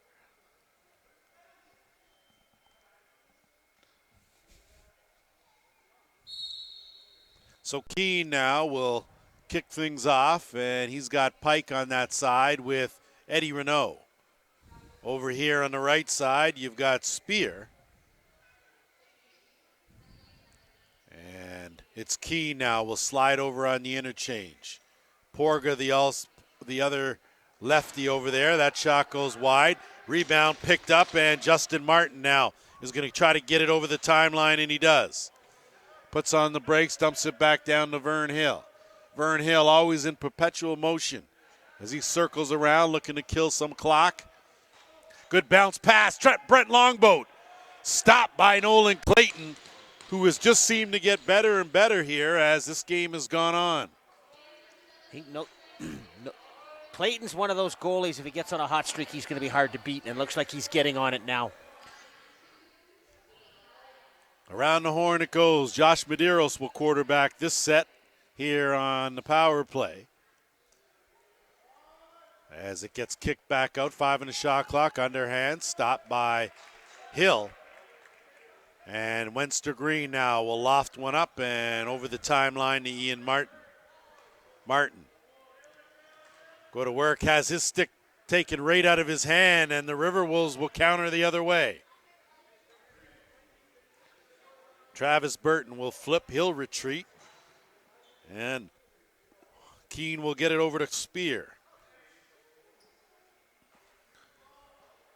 Haven't seen a whole lot of Drake Smith here for these Riverwolves. Usually a mainstay on that right side. And had a notion, did McLaughlin. He was almost gone playing that carom. Beautiful fake, stopped though by Hill. Stripped though was Chadwick. Battling for it in the corner, and Keene will come away with it as the penalty is expired. Teams now back to full strength. Late coming out of the bench, they get Pike. Pike tries the backhand. That's wide of the mark, no reset. But he manages to corral the rebound, gets it to Spear. Spear picks it up hard, backhand wide, floats it in the middle of the slot, and it's picked up and moved up to Vern Hill. 6:40 to go. Dangerous skip pass, almost picked off. Danton Miller, 2 fakes. Tries to flip, almost snuck it by, almost had it batted by Clayton. Does a good job to smother it, and he sends away Brett Albicus. Albicus has Vern Hill on him. And he'll wait and bounce it over to Quinlan. Porga, big hard shot. Dustin Hill stopped that. And it's Ashton Jacobs with a man to beat to get it over the timeline, and he does. He'll dump it off to Abrams. Under 6 minutes to go. Abrams, curl around, 1 defender, 2 defender, top hand. Oh. So how about that, Pierce Abrams? See if that gives the team the lift that they need here to get back in this game trailing 15-8. Absolutely a phenomenal solo effort on that situation. Gets the ball. He's basically crowded by 2 defenders, rolls one way, rolls the other way, rolls back again, and throws it back over the goalie's shoulder. Great individual effort. So 15-8 the score here with the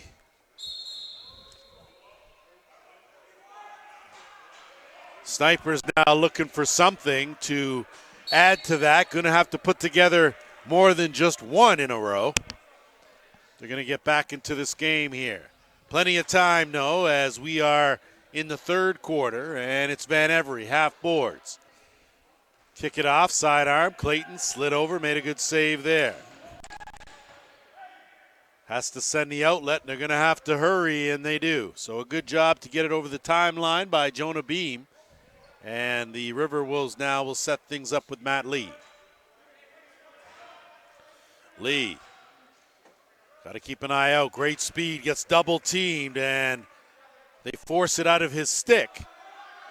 But it's Keene now. He has it checked, almost ricochets up and past Dustin Hill. But the Nation now will bring it out. Wenster Green. Van Every. Skip pass. Miller stopped.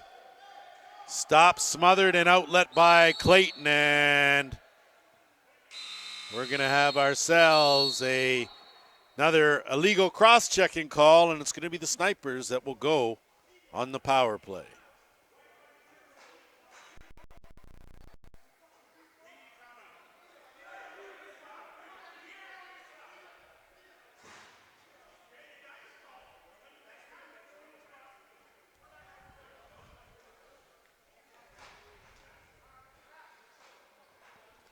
So an awful lot of chit-chatter. Either way, the penalty's called, and they don't ever change it. Just a reminder to our viewers, of course, quarterfinal number 3. One more ticket to punch after this one to the Final Four, and, of course, it will be the Oshawa Outlaws taking on the Toronto Monarchs. The winner to face the winner of this game here. So make sure you join us, 2 p.m. tomorrow. Same crew will be back, with the exception of Blair Campbell. So we'll have to try and fill those big shoes. Those size 4s, I'm not quite sure who's going to be able to manage to crunch their foot in that, but we'll see what we can do. I want to thank you for the increase in size. It is better than the glass slipper you came here with. Hey. So I'll have you know I worked hard for that glass slipper. I figured you did. I don't even want to know what you did. Back to action anyway. And beautiful quick stick. So a little bit of a momentum change there. A power play marker, first of the game for the Snipers. The first for Van Every, and it's a big one, and it is 59.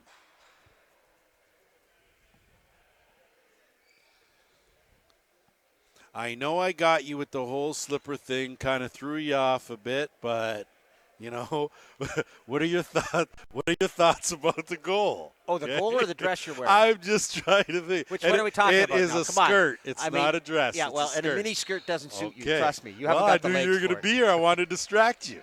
Okay. You did it. That was a good passing situation. I know it was a good one too by me. I know, Blair. It's okay. Quick shot. Clayton steered that one out. Martin almost had that rebound, picked up, and it's moved up in a hurry. So a chance for Minicello in alone. Minicello goes corner. Big save by Dustin Hill. And boy, it doesn't seem like a big save right now, but that could turn out to be a momentum saver at the very least. Nation will work it up, set it up, go to Martin. Martin one-on-one, back forward, takes it in, good stick movement, can't get a shot off. He'll curl out, has an opening, skip pass looking for Brett Longboat. Big man battling for it. Drew Quinlan also a big man. He comes away with it. Quinlan will lower the shoulder, duck it in, run into traffic, split 2, gets it over the timeline. So a good job by Drew Quinlan. He'll retreat a well-deserved break. And it's Whitty now. Whitty will dump it off to Porga. Porga swinging across. And they'll look for Renault. Renault had it knocked away. Not sure if he shot that or if it got wide, but here come the Nation now moving it up. Almost picked that off, but Chadwick comes away with it. Quick shot stopped by Clayton. Rebound loose, and it's the Riverwolves now that will counter the other way, and it's Cole Spear. Right now, our friends from Six Nations have really got to get themselves on a quick run. Give and go to Keene. Keene backhand try over the net. Rebound picked up by the Riverwolves. Given back, though, to the Snipers. And it'll be Hill lofting it up. Look out. Heads up. Beauty backhand pass. Chadwick.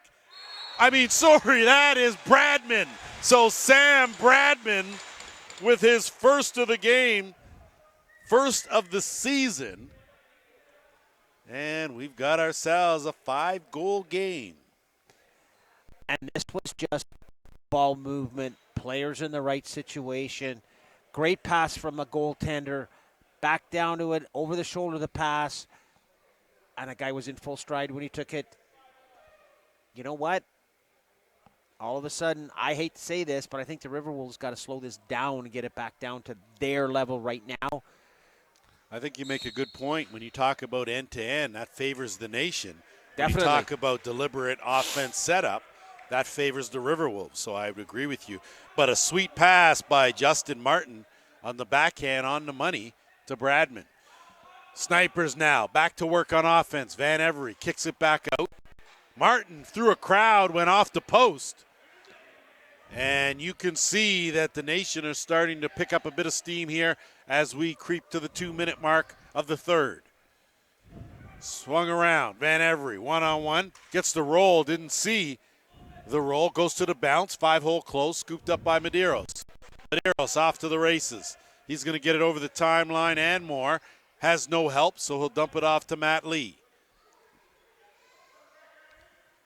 Lee will wait, and they'll start things with Porga at the top. He'll kick it around left side. Renault looking for a screen from Pike. Gets it back. Porga shot from way out. Goes off hill and off the mesh. Possession will stay here with 1:38 to go in the third.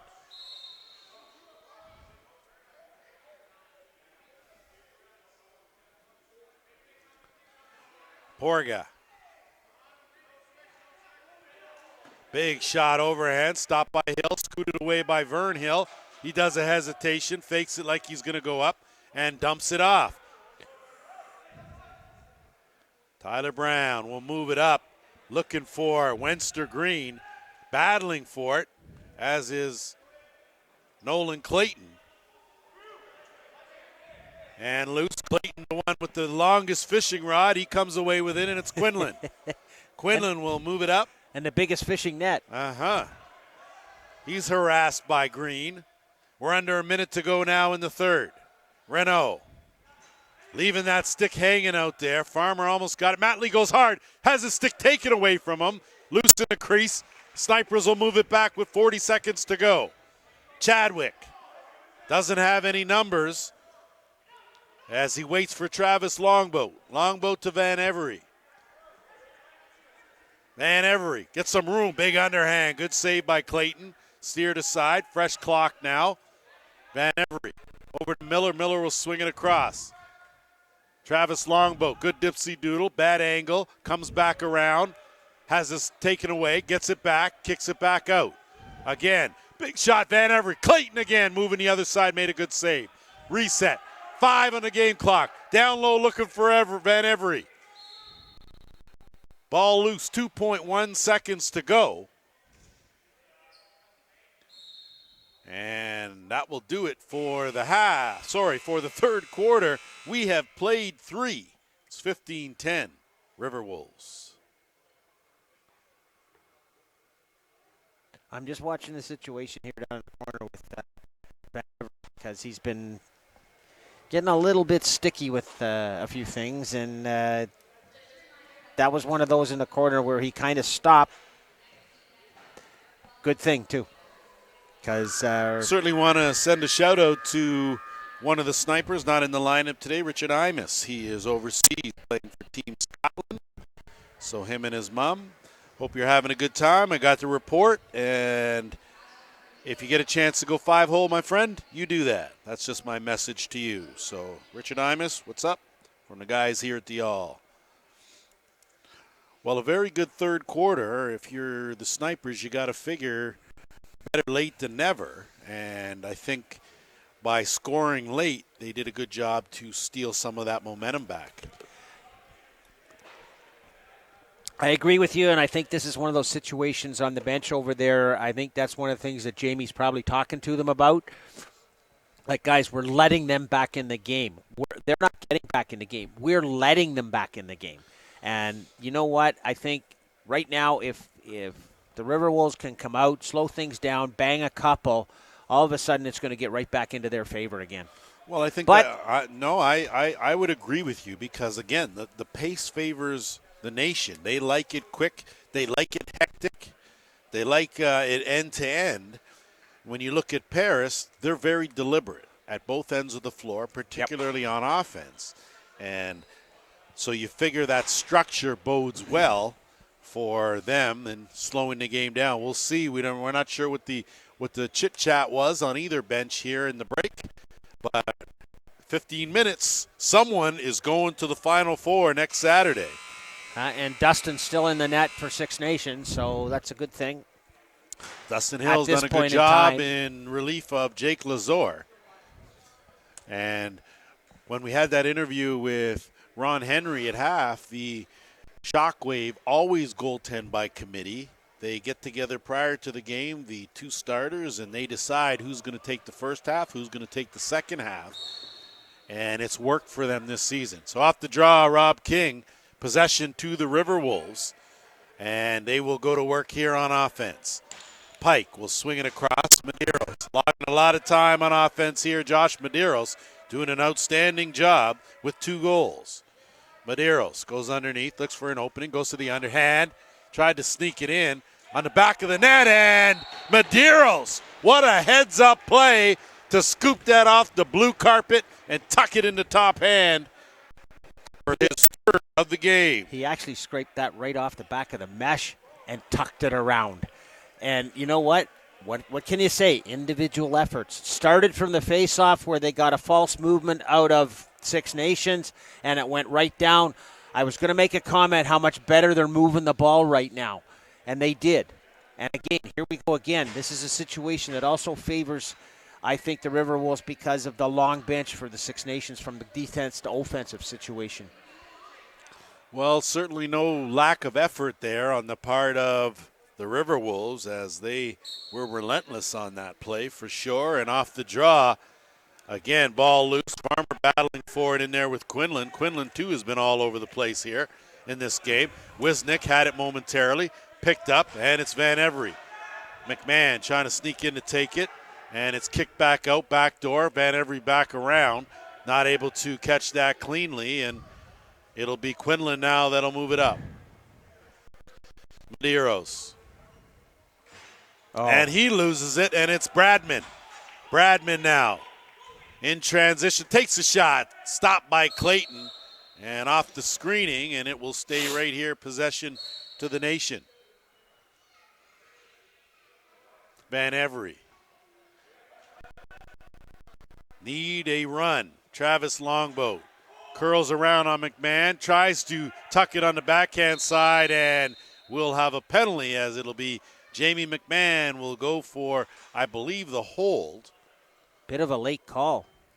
But either way, it'll be a power play opportunity for the Snipers. They are 1 for 2, the man advantage here in this game. And coming into this game,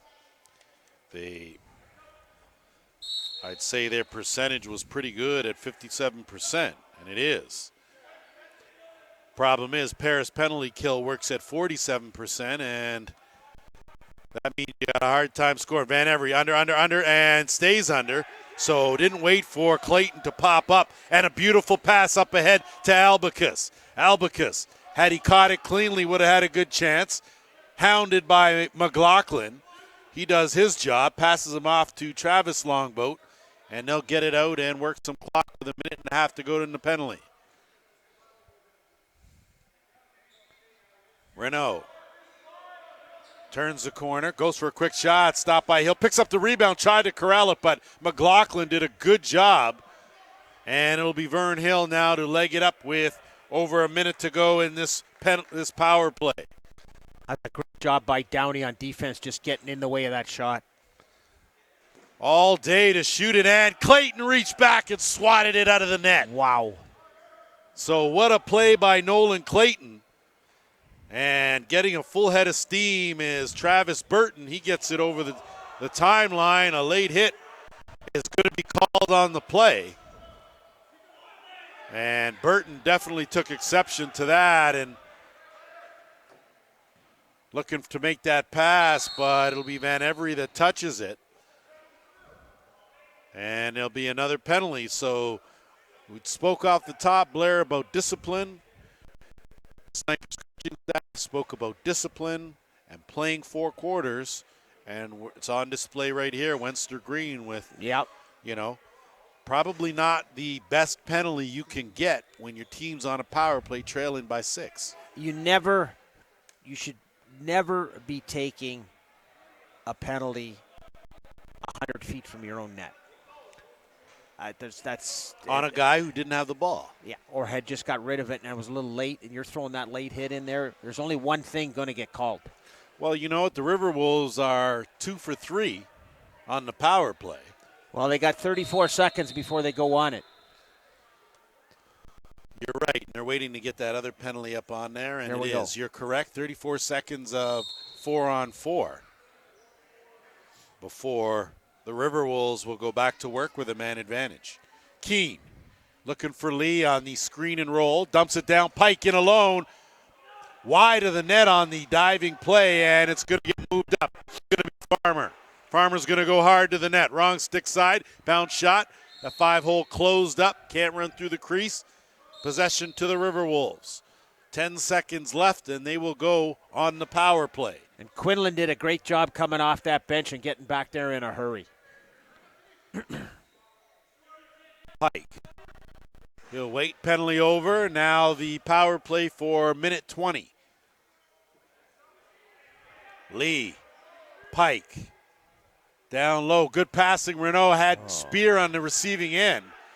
Wasn't able to. He gets hounded by Chadwick.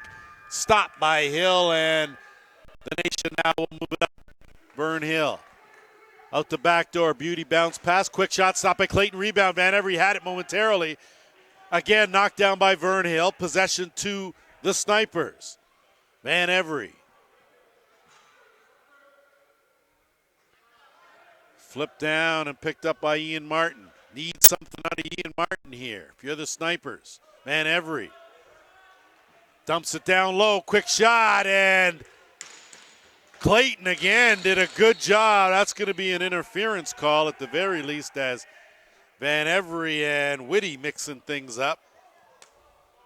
And those two have been working on each other for 3 quarters and some.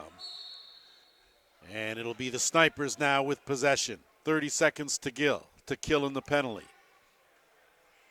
Right into the stick of Albicus, and I don't know if you're going to catch him. Too fast. Brett Albicus goes to the corner. Big save by Hill. Rebound to Martin. And Martin gets ridden out of the play conveniently by Burton. And it's Keene now with a fresh clock for the Riverwolves. Pike. Kick it across to Lee. Lee will dump it down. And it's Spear curling around on the run. Almost took out Dwayne Zeelenberg. Down low to Matt Lee. Couldn't stay out of the crease. And it's Ian Martin looking out the back door. Quick pass. Down low. Good save by Clayton. Made that look easy. So Nolan Clayton with a big save. And that will take us to our officials' timeout. Right now, I think the majority of the play is going with the Riverwolves. And I don't know how Six Nations can change that. It looks like Martin is more interested in trying to get somebody involved in something when he's on offense and when he's getting checked. It looks like he's trying to get somebody to get going. Now, whether he's trying to do that for his team, but that's not a guy you want off the floor in that situation. And I've been watching him on offense. It just happened again right here where he almost got into it with Quinlan. That's not what you want to do. You want to keep yourself in this game, especially when you're one of the top scorers of the team. You got to have that.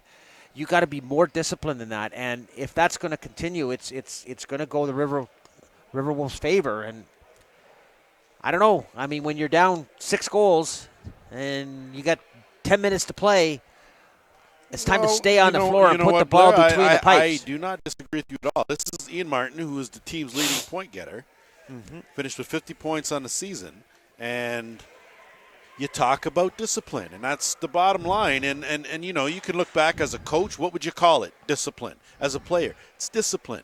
You have to understand where you are in the game, what position your team's in, and what your team needs from you. And your team's more important than you are. Your team is bigger than you, and whatever, personal vendetta you've got going on. And we'll see, though, if the Snipers can regroup here. Matt Lee will get it over to Pike. Team's at full strength. Pike hesitates, goes under, tucks it in 5-hole.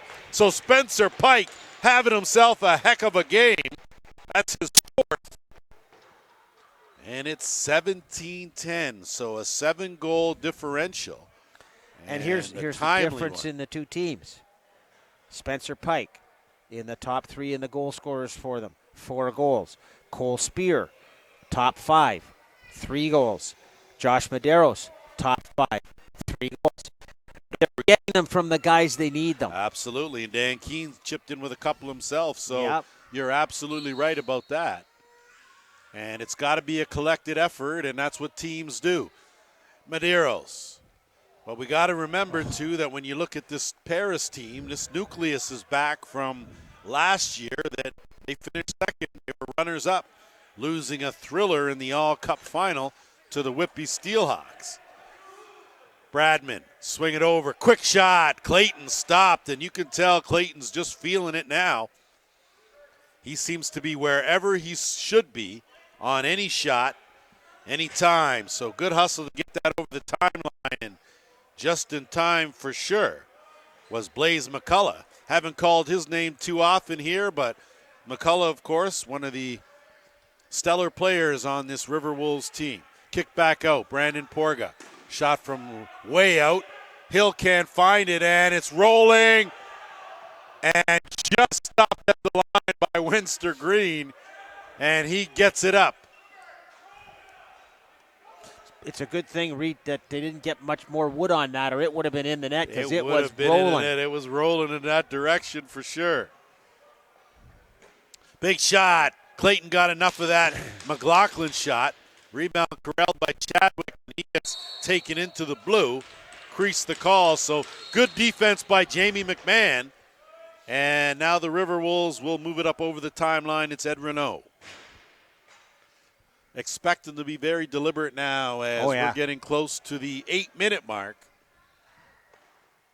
And Pike now will swing it across. Keene.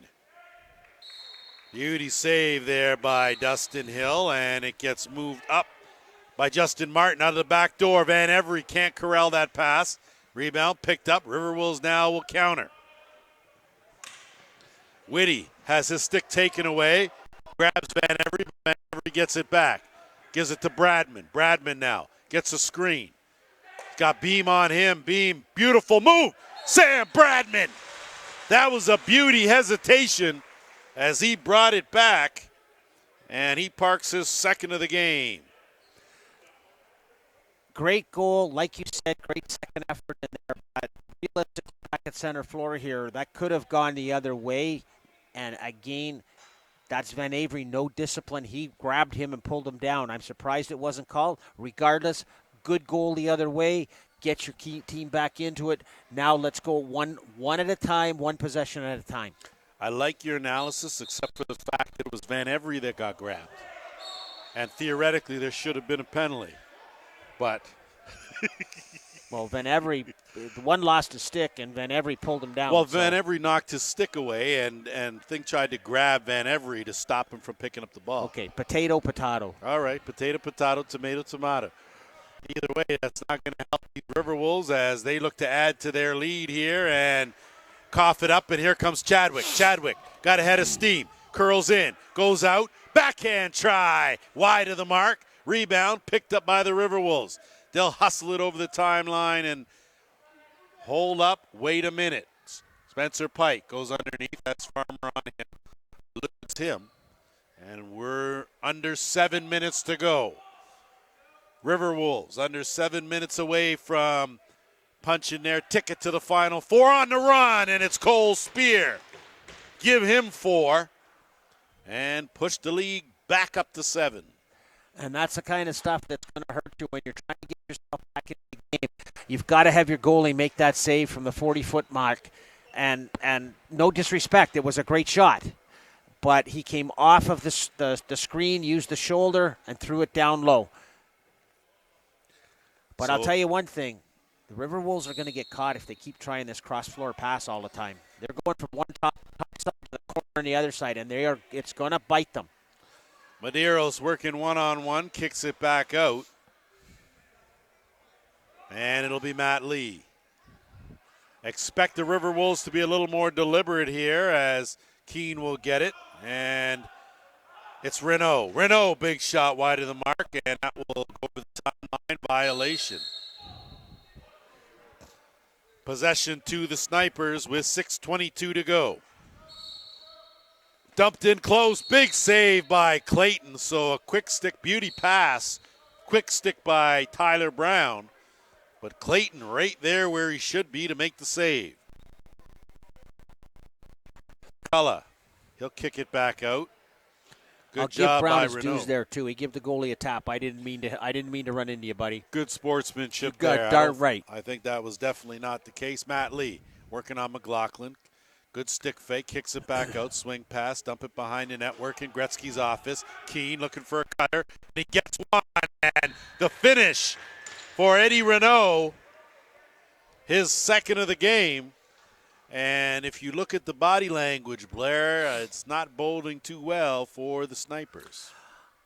But that's one of those goals you got to sit there and go, what else can you do? Off the post, off the goalie's back, and into the net. What are you going to do? Granted, you probably shouldn't pass down off the cut. He was really in tight. Somebody's just not taking control of the stick. Well, but it was a good shot.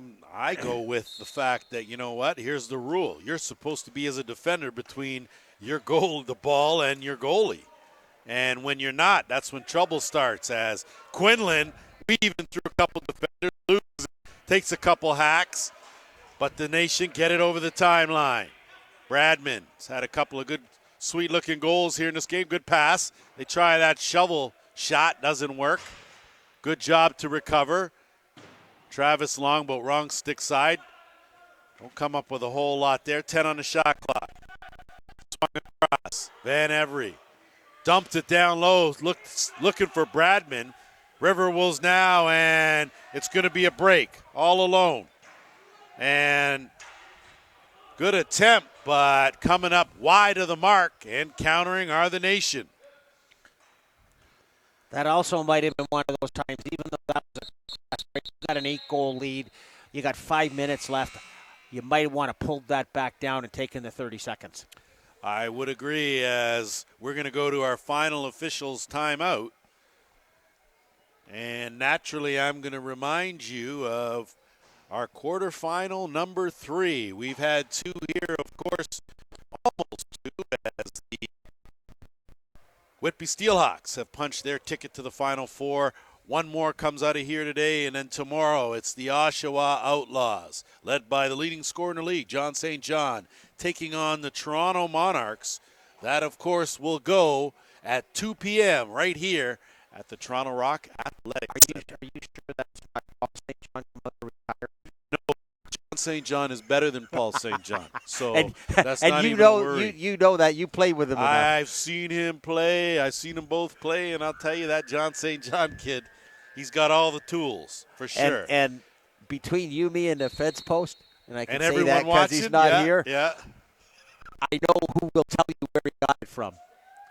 Well, listen, we've brought up your son, and you have no problem saying he got it from you. Hang on a second. I'm proud to say that, thank God, my son got my wife's brains, and when I find out where he got his lacrosse talent, I'll shake the guy's hand. Excellent. I like that response. That is outstanding. Hey, when you graduate with a 4.0 average at the university, thank God he got his mother's brains.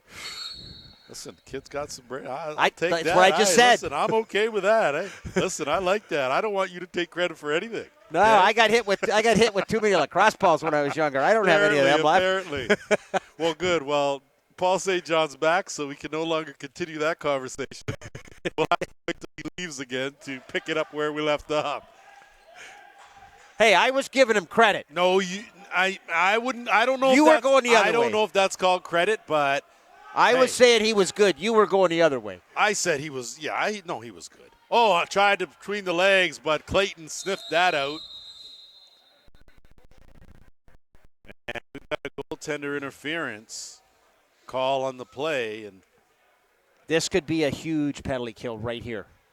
Huge. So we're getting into back-breaking, nailing the coffin time, quite frankly, with an 8-goal lead. And just to reiterate, Paul St. John was a pretty good lacrosse player. I'll definitely give him props there for that. And Sun's you still are better. getting, you are Sun's getting, still better. Will not retract. You're getting no argument from that side of the fence whatsoever, and not blowing my own. But I was a pretty good lacrosse player as well. But my son is still better. You know, that's supposed to be for me to say, not for you. No, because I know your son's better. I got to remind you who talks. I know your son's better. You don't have to remind me. But that's our job. We're supposed to have the new and improved version. Whitty does a good job to get the shot off, but not able to beat Hill as we're under 4 minutes to go. Van Every now. Long way to go for the Orange here. Gets it off to Travis Longboat. Shot. And Van Every can't find the mark. Just a fourth power play of the game for these Snipers. Bounce shot stopped, scooped up, and again, things just not going the way of the Orange as it comes back, and it's Albicus with Quinlan, 2-on-1. Albicus pulls it back out, gets it to Quinlan. Quinlan now will officially pull it out. Smart move. With a minute to go in the penalty. 10 on the shot clock. So get everybody back in your own end and let him go one-on-one. Quinlan has it stripped away. I think he took a stick in the leg off that stick check, and it will be Vern Hill that will shoot it over to the left side. So not a whole lot of urgency here for the Snipers as they continue to be very deliberate. Danton Miller, Van Every swing across. Ian Miller can't find the net there, rolls behind the net. Beam battling back there, and it's picked up, knocked away by Jamie McMahon, who thought the shot clock was winding down. And that's a violation. Position to Paris.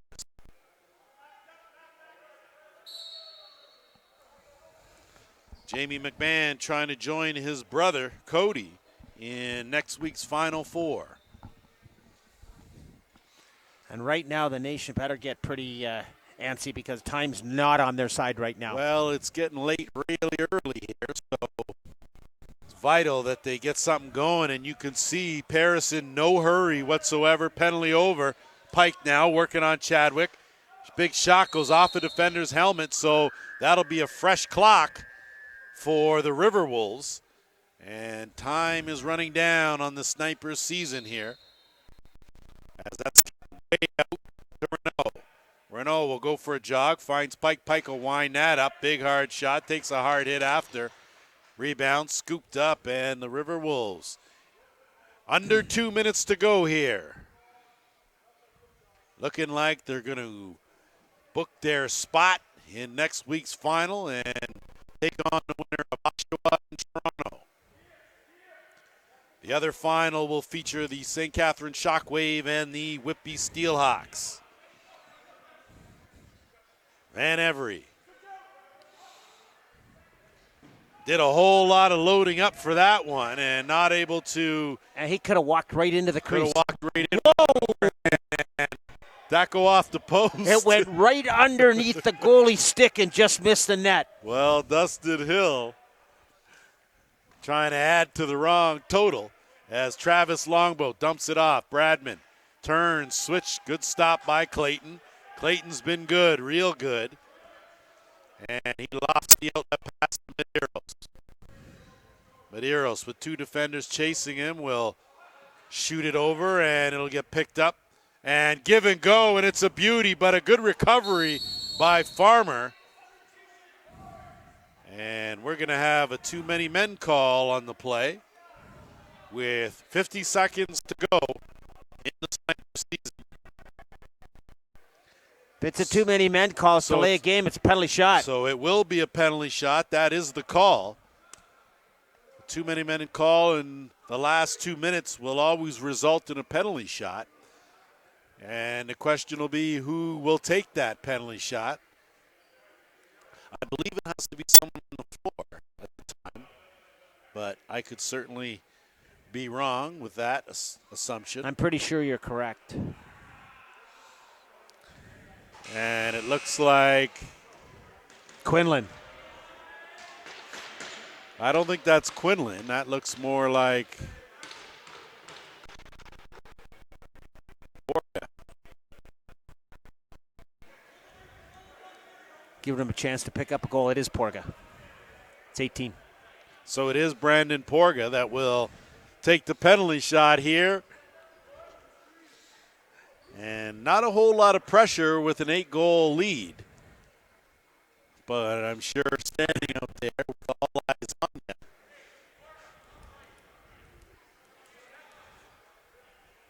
So Brandon Porga, Dustin Hill.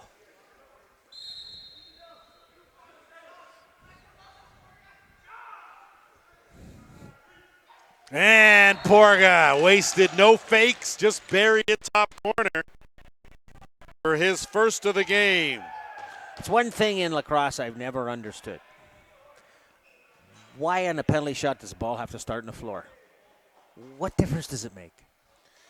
I don't know, Blair, about some of these things that irk you. I tell you, we should write them down and pick it up with the president of the league. How about that?